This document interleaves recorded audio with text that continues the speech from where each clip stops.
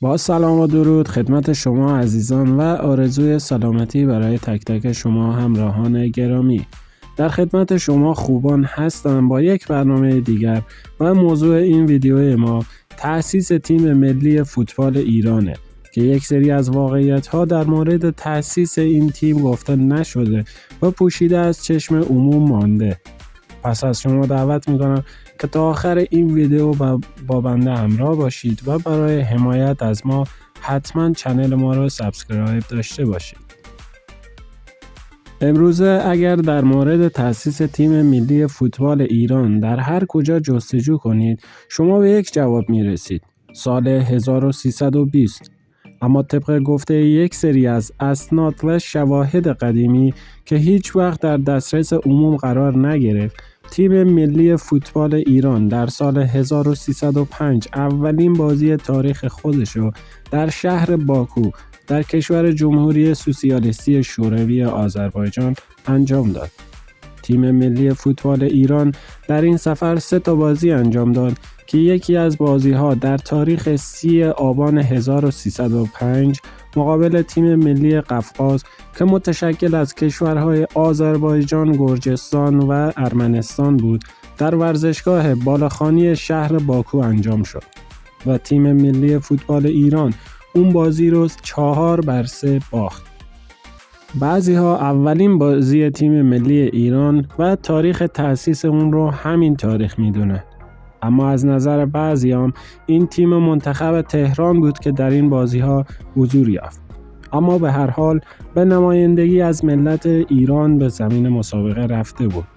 سرپرست و خبرنگار این تیم که مسئول خبررسانی به ایران بود به نام آقای میرمهدی برزنده بود که خبرها رو به روزنامه ایران و مجله ناهید میفرستاد. خبرها توسط این رسانه‌های چاپی منتشر شده و ترکیب تیم ملی ایران هم تا حدودی مشخصه. مثلا خانسردار دروازه‌بان، احمد خانسردار هافک راست، احمد خطیبی، عباس تنیدگر، ابراهیم رحیمیان و غیره ترکیب تیم ملی ایران را تشکیل می‌دادند. 3 سال بعد ایران تیم ملی فوتبال شوروی رو به تهران دعوت میکنه و برای برگزاری مسابقه میان تیم‌های ملی ایران و شوروی در دانشگاه تربیت معلم تهران چمنی درست میشه و در حالی که مقامات بلند رتبه دولت از جمله رضا شاه پهلوی در این مسابقه حضور یافتند. تیم فوتبال ایران 11-0 این بازی رو میبازه و از اون به بعد فوتبال در کشور ایران تقریبا میشه گفت نابود میشه. چرا؟ چون باعث آبروریزی یک مملکت شده بود و کاملا از توجه افتاد. و تا چندین سال بعد، یعنی تا سال 1320، به جای فوتبال و ورزش‌های انفرادی مثل کشتی، ژیمناستیک، دو میدانی و وزنه‌برداری رشد چشمگیری کرد. طبق یک سری اسناد دیگه، تیم ملی فوتبال ایران شانس ثبت اولین مسابقه رسمی خودش رو تحت نظر فیفا در سال 1316 رو داشت. وقتی تیم ملی ایران به دعوت کشور ترکیه عازم استانبول شد، در این سفر از وسایل حمل و نقل خوبی برخوردار نبود و به دلیل خستگی راه در تبریز توقف کردند و مسابقه با تیم منتخب تبریز برگزار کردند.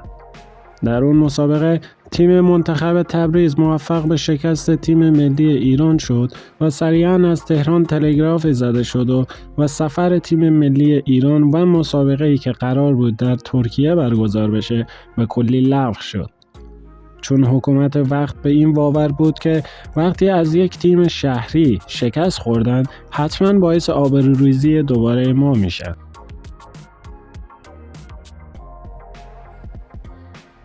4 سال بعد، یعنی در سال 1320، در کشور افغانستان جشن استقلال این کشور برگزار میشه که در این جشن از تیم‌های ملی فوتبال ایران، هندوستان و پاکستان غربی دعوت میشه و در این جشنواره تیم‌های ملی 4 کشور یعنی افغانستان، ایران، پاکستان غربی و هندوستان حضور دارند.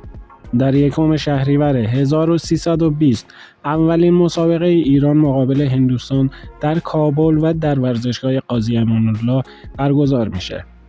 که در اون مسابقه ایران موفق میشه با تک گل عباس تنیدگر هندوستان رو 1-0 شکست بده. در 3 شهریور 1320 تاریخی که الان به حیث تاریخ ثبت اولین بازی تیم ملی فوتبال ایران ثبت شده و نتیجه اون 0-0 گزارش شده. اما اصل ماجرا چیز دیگه ایه. ایران در 3 شهریور سال 1320 در مقابل افغانستان شکست خورده و طبق گزارش‌های خاطرات سفیر وقت ایران در کابل، ایران در این بازی مقابل افغانستان با پنالتی دقیقه 90 1-0 شکست خورده و نظر به مسائل دیپلماسی نتیجه اون 0-0 گزارش شده. در کل تیم ملی ایران در کابل 2 مسابقه انجام میده که 1 برد و 1 باخت سهم ایران میشه. در تاریخ 5 شهریور 1320 تیم ملی ایران قرار بود به مصاف تیم ملی پاکستان غربی بره که کشور ایران مورد حمله نیروهای متفقین قرار میگیره و سریعاً به تمام کادر تیم ملی ایران دستور داده میشه که برگردن به ایران. حالا این یک سری اتفاقات بود در مورد تیم ملی فوتبال ایران که همه جا بازگو نمیشه، ولی این شکست‌های مثل 4-3 مقابل قفقازیه، 11-0 مقابل شوروی و 1-0 مقابل افغانستان هیچ چیزی از ارزش‌های این تیم قدرتمند کم نمی‌کنه و تیم ایران در شرایطی به اون مسابقات میرفت که کشور دچار بحران جنگی قرار داشت.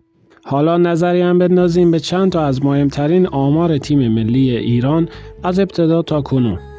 تیم ملی فوتبال ایران تا حالا 2 شکست تلخ داشته. یکی در سال 1950 در استانبول و در مقابل تیم ملی ترکیه با نتیجه 6-1 باختند. شکست سنگین بعد هم مقابل کره جنوبی در سال 1958 در شهر توکیو بوده که با نتیجه 5-0 باختند.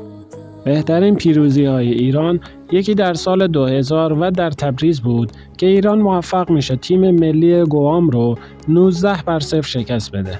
بعد در 18 مهر 1398 ایران موفق میشه کامبوج رو 14-0 شکست بده. و برد شیرین بعدی ایران باز هم در مقابل همین کامبوجه که ایران موفق میشه در 21 خرداد 1400 تیم ملی کامبوج رو 10-0 شکست بده. تیم ملی فوتبال ایران تا کنون 7 حضور در تورنمنت غرب آسیا داشته که از این جمله 4 بار تونسته قهرمان این تورنمنت بشه. تیم ملی ایران تا حالا در 4 المپیک تابستانی حضور یافته که اولین حضور این تیم در سال 1968 بود و بهترین نتیجه المپیکی که گرفته به سال 1976 برمیگرده که تیم ایران تا مرحله 1/8 نهایی رسید. و همچنین این تیم 15 حضور در جام ملت‌های آسیا داشته که اولین حضور تیم ملی ایران در سال 1968 بود و تا حالا 3 بار قهرمان جام ملت‌های آسیا شده. و در نهایت تیم ملی فوتبال ایران تا حالا 6 بار به بزرگترین و مهمترین مسابقات جهانی یعنی جام جهانی رسیده که بهترین نتیجه ایران به جام جهانی 2018 روسیه برمیگرده. ایران در مرحله گروهی با تیم‌های قدرتمندی چون مراکش، اسپانیا و پرتغال هم گروه بود که با کسب 4 امتیاز از این گروه مرگ تا یک قدمی صعود به دور 1/8 نهایی پیش رفت. با فرصت سوزی مهدی طارمی در دقایق آخر بازی مقابل پرتغال و فقط چند سانتیمتر فاصله توپ با دروازه پرتغال تمام آرزوهای یک ملت را در هم پاشید. در آخر تیم ملی فوتبال ایران همیشه مسیر پرتنشی رو پیموده و همیشه با مشکلات زیادی مواجه بوده، اما به هر حال این تیم همیشه جزء تیم‌های قدرتمند و برتر آسیا به حساب میاد و همیشه در طول تاریخ تأسیس خود خاطرات ماندگاری رو برای یک ملت و هوادارانش در بیرون از مرزهای ایران رقم زده. دوستان خوبم، رسیدیم به پایان یکی دیگر از ویدیوهایمان و امیدوارم مورد جلب رضایت شما قرار گرفته باشه. در قسمت کامنت ها نظریات خوبتون رو برای من بنویسید و اینکه مسیر تیم محبوب فوتبال ایران در مسابقات آینده چگونه خواهد بود رو هم حتما برای من بنویسید. تا یک ویدیوی دیگر در حفظ و پناه الهی باشید.